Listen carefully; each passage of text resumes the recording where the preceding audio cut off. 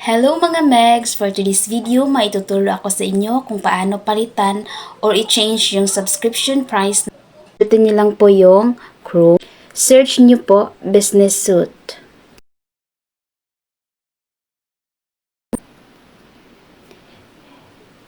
Tap nyo lang yung Login and Access Meta Business Suite. Pindutin nyo lang yung tatlong dot sa ibabaw. Pindutin nyo lang yung box na maliit, desktop site, i-check nyo lang.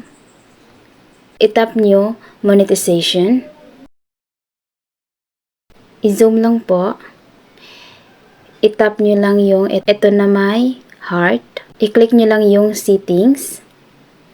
Change subscription price. So, yung nilagay kong amount dito mga megs is 99. So, i-change ko ito 55 pesos.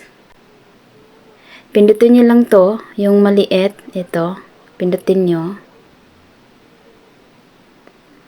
Punta tayo dito.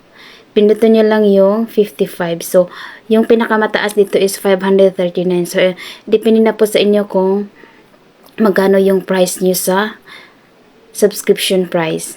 Pindutin ko lang yung 55. Balik lang po. Pindutin nyo lang yung set price. Hintay lang po tayo ng konti. So, eto na. Select new price first. So, eto na mga megs. Napalitan na po natin ng 55 pesos. Pag subscribe po kayo sa subscription, 55 lang po yung amount. At ito lang po yun mga megs. Sana may natutunan po kayo.